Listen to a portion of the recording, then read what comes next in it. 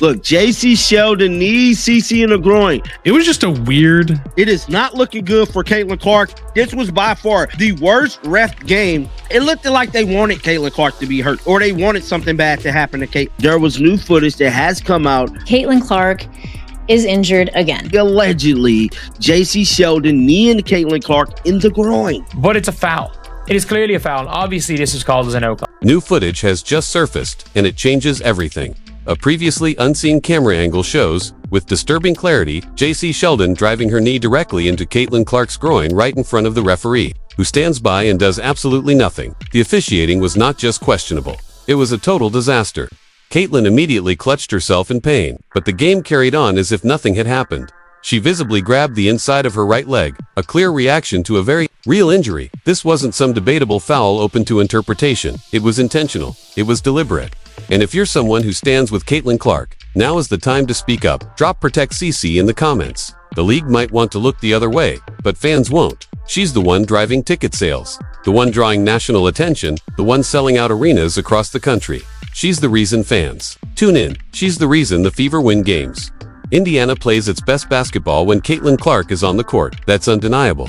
And once this new slow-motion high-definition footage hit the internet, it exploded across every platform. It showed, clear as day, Sheldon charging into Clark, lifting her leg off the floor, and driving her knee directly into Clark's groin.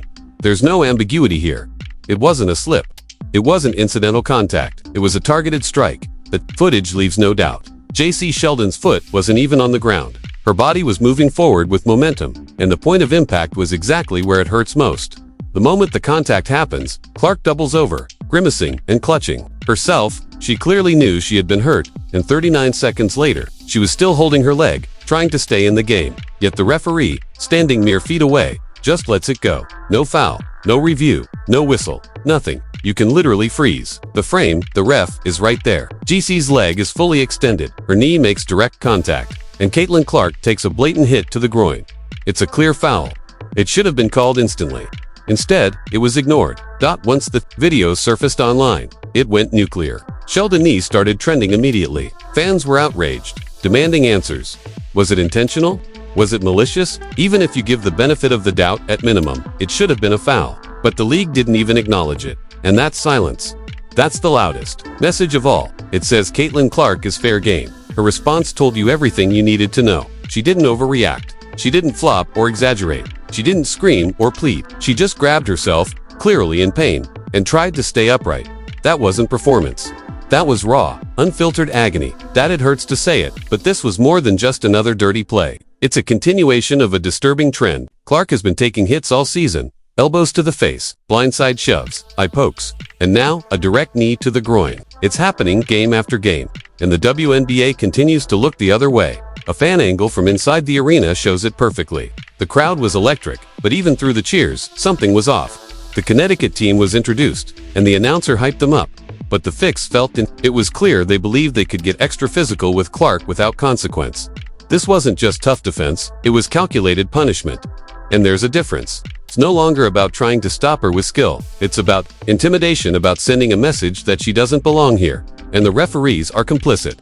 Game after game, Caitlin is left pleading for basic calls. She's been caught on camera multiple times arguing for fairness, just asking to be heard. And when she dares to stand up for herself, she's the one getting warned for a technical foul.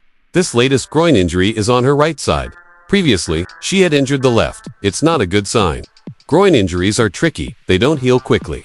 They require rest, rehab, and time. But Caitlin hasn't had any of that. She's played through it all. Even her coach, Stephanie White, has publicly acknowledged that there's a different standard. When it comes to Caitlin Clark, a different level of physicality is being allowed, and yet the league remains silent. No statement from the commissioner, no accountability, no punishment for the referees who've missed call after call. Fans are furious. They've been bombarding social media with clips, demands, and outrage. One moment went viral. Clark turned to the ref and said, "Grow up." That's what she reportedly told the official after the groin incident. The ref had said something to her that completely set her off. And yes, Clark snapped. She was in pain, she was frustrated, and earlier in that same game, she had been seen with her head down, struggling during a shooting slump. Even Caitlin's brother reached his limit. After watching what happened, he went off online, calling out the officiating crew for allowing his sister to be assaulted without consequence. And he's not alone. Analysts, former players, and sports commentators are saying the same thing. Everyone sees what's happening, yet the league pretends it's not real, and that denial, it's dangerous. Because this isn't happening in isolation. There's a growing resentment under the surface. Let's be honest, Caitlin Clark didn't just enter the WNBA. She exploded into it. She didn't climb the ladder slowly. She smashed through the roof with record-breaking ratings, packed arenas, and global buzz. For some veterans in the league, that stings. She's now nursing her fourth upper leg injury, this time on the opposite leg. It's painful to watch. In recent footage, Clark looked on the verge of tears. And while fans want to see her play, want to see her thrive, she's clearly wearing down. She didn't earn her stripes the traditional way. She came in with a flood of attention, fans, endorsements, and cultural relevance. And instead of competing with skill, some players are choosing violent shoves, cheap shots, and now knees. And while all of this is happening, where is WNBA Commissioner Cathy Engelbert? Nowhere to be found. No statement, no action. No support for the league's most marketable star. Clark is taking hit after hit, and Engelbert is silent. And fans, they're watching. They're angry. Some are even calling on NBA Commissioner Adam Silver to step in. Yes, it's gotten that bad. When fans start looking to another league's commissioner to step in and replace their own, the trust has been completely eroded. This is no longer just about a single injury. It's about the cost of ignoring your league's brightest light. Caitlin Clark isn't being attacked for competitive reasons. She's being targeted because of ego, resentment, and power dynamics. And Engelbert's silence is not just disappointing, it's enabling. The Fever scraped by with an 85-77 win. But it was ugly. The fourth quarter dragged, marred by fouls and stoppages.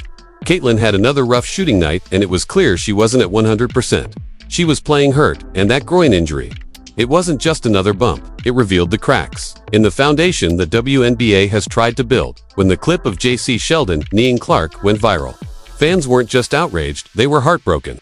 It wasn't just about the pain Clark endured. It was about what it represented, a league that finally got its moment in the spotlight and fumbled it by refusing to protect the player who brought them there. Let's not sugarcoat it.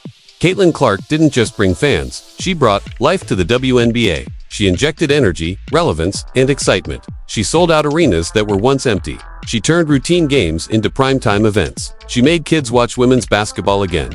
She made Fever jerseys cool. And what has she gotten in return? A brutal knee to the groin.